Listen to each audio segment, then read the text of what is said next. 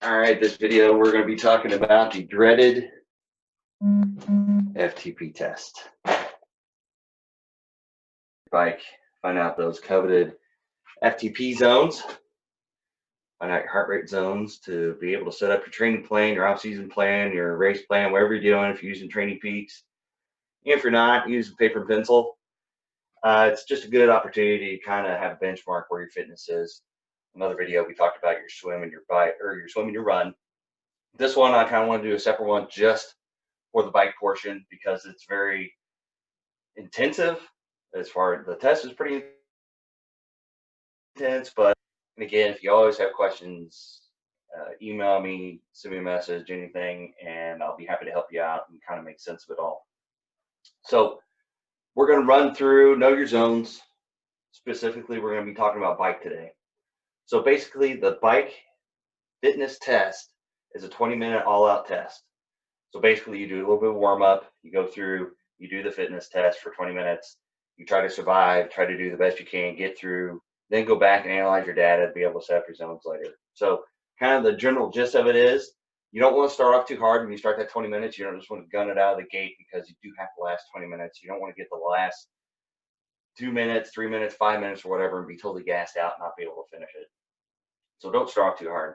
If you're doing it on Zwift or another program like that, it's best to do it if you write up a workout in Training Peaks and it transfers over, you want to do it in perceived rate of exertion.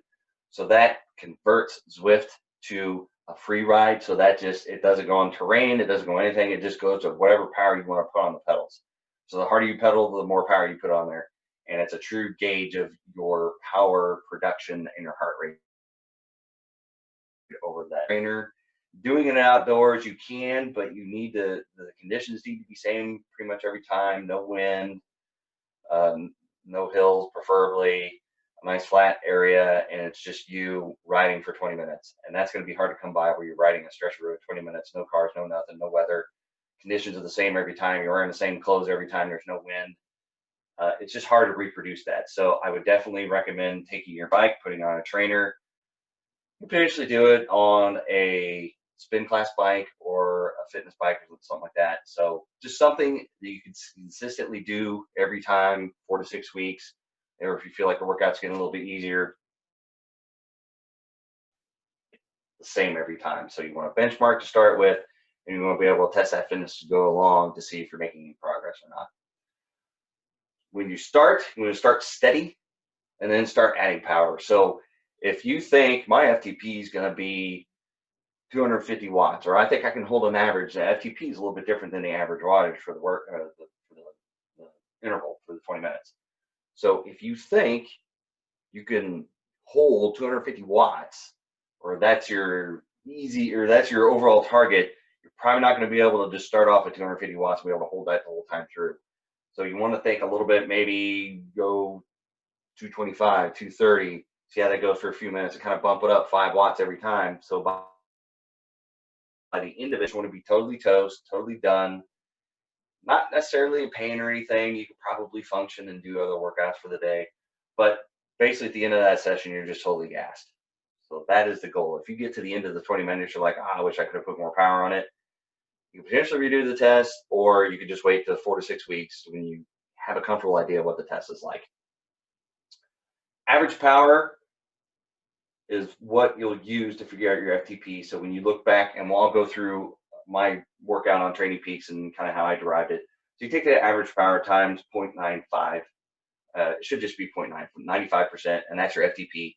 You can go through and read the Power book by Joe Friel, and it kind of explains in depth why you're using 95% of that 20-minute average. It's a lot of cumbersome and deep dive details that I don't necessarily get into and use for this video, but the book's out there. If you have more questions, just send me a little bit more. But basically, your FTP is going to be 95% of your average power. But in the case that you don't have power, maybe you don't have a smart trainer, you don't have power pedals, it's not the end of the world. You can use the average heart rate as your threshold heart rate, and then there's a calculator you can use to figure out your zones based on heart rate. It's a little bit difficult to train by heart rate because it lags. So if you start hitting a high interval set and you've got 30 seconds, you want to get that heart rate up to 160 beats a minute. it's going to lag. So you start that first few seconds, you finally get there, but if you cut it off, you're kind of looking for. So heart rate's a little lesser of an absolute value to go and do your training by, but it's not the end of the world. I'm not here to say that you need to go out and get a power meter. This day and age, they're sort of affordable, but if you got a smart trainer, it's easy to pick that up and then do your training on indoors on the smart trainer. If you don't have anything for power outdoors, it becomes a little bit more difficult because you can't really gauge, but you can kind of tune in to what it feels like to do certain power zones. So it is effective if you got a smart trainer, but no power to go outside with. But if you don't have any power whatsoever, got a fluid tube trainer, you could definitely use your average heart rate and figure out your zones. So you calculate your zones using Joe Friel zones. That's what I use. I've read much of his material, and that's kind of I drink what he's pouring, or drinking his Kool-Aid, picking up what he's putting down, whatever your cliche is. So I use his zones, and I'll show you my calculator that I've made to use that. And I apply it to my Training Peaks and my Garmin Connect because they're two independent operating systems. So in Training Peaks, if you analyze your data, it'll be according to those zones set in Training Peaks. If you don't reset your Garmin zones, then you'll be doing your workout and it won't be accurately showing what zones you're in technically according to your fitness. It'll just go off some derived calculation based off your body dynamics, metrics, height, weight, and then age. And basically those, it's kind of like throwing a dart blindfolded without a dartboard.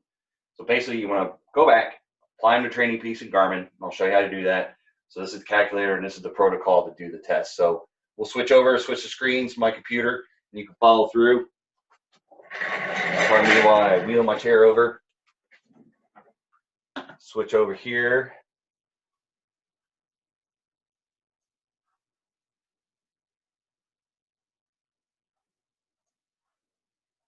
So this is my slide here.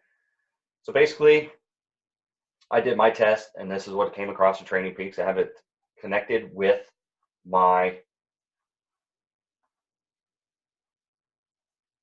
make sure everything is set up correctly.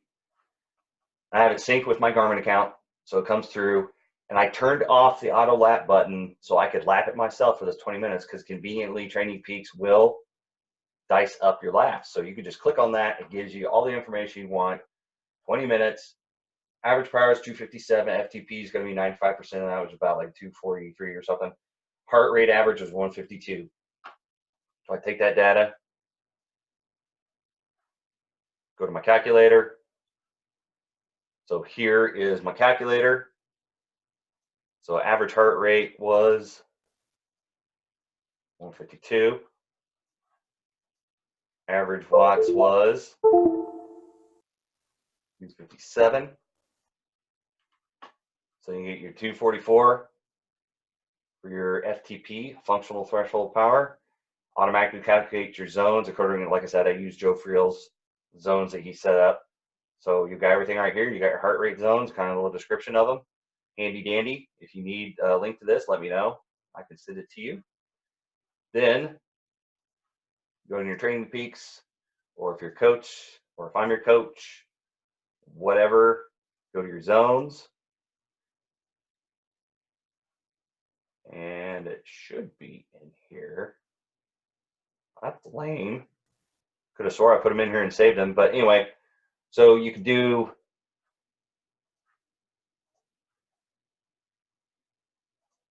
interesting. Total side note, I thought I put this in here so it wouldn't be done, wouldn't have to mess with it. We'll do 244. I don't like to do default, like power threshold.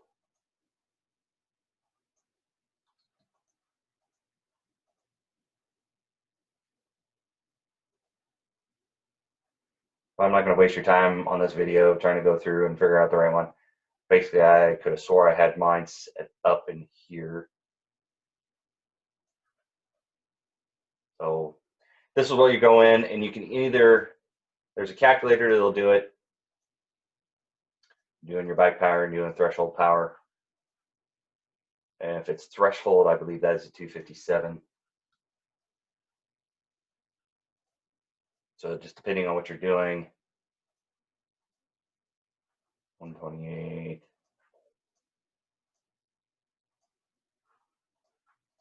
That one's a little off.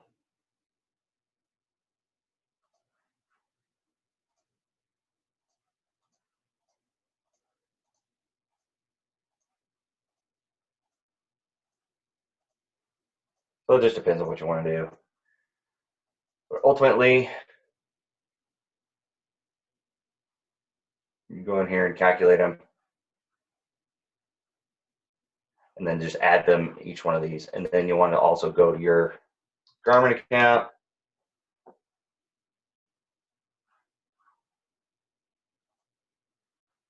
Go to your gear. Actually, you want to go to your profile, devices, device setting. You're going to have to change this for your watch. You're going to have to change it for your Edge if you use a bike computer. User settings, you go down here and change them all in here. So these are pretty much set up. 25%, 50, yeah. So this matches up. So I did go in here and set them on my Garmin. Maybe I need to go back to my Training Peaks. Total side note, total pain in the rear. So this is basically what you need to do. Figure out your bike zones.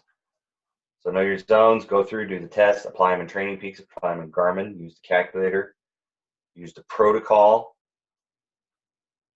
All my athletes should have access to this.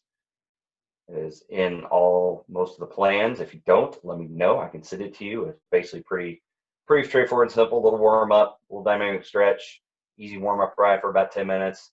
And then for 20 minutes, you're just all out, not killing yourself at first, but trying to up the power as you're going along, and then a little cool down.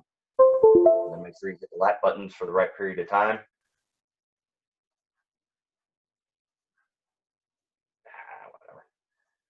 Whatever. As I said, I just got me a little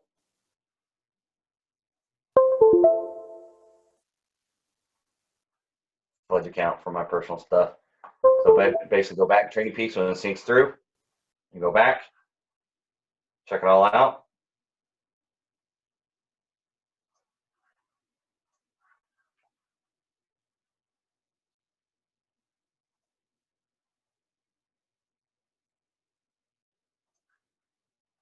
Just in case my screen didn't come through, I changed that real quick. So again, Garmin Connect,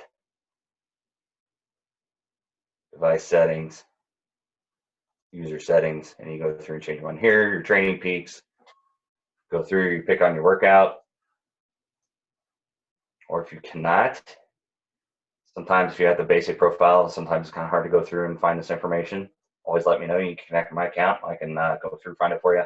Basically, take your averages, go through the calculator, put all your information in, get your zones, go to your Training Peaks, go to your zones, go through, add them in. I delete any default stuff that's in here in Training Peaks just because it's just about calculated information. I like the fitness test better.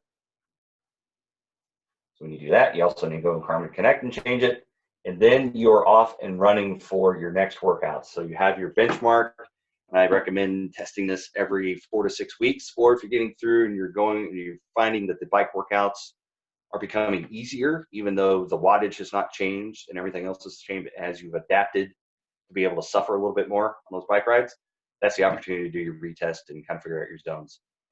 I know this is kind of a short little brief, but we did do a deeper dive other than just talking about it and saying test your zones. I showed you the protocol, showed you the calculator, show you where you need to put it in to get the most benefit from it while you're doing your training, to go back and also do your analysis of your workout to see if you're hitting your marks or not. So if you got any questions, again, send me an email, comment on a video, and I will get back to you and help you out as much as possible.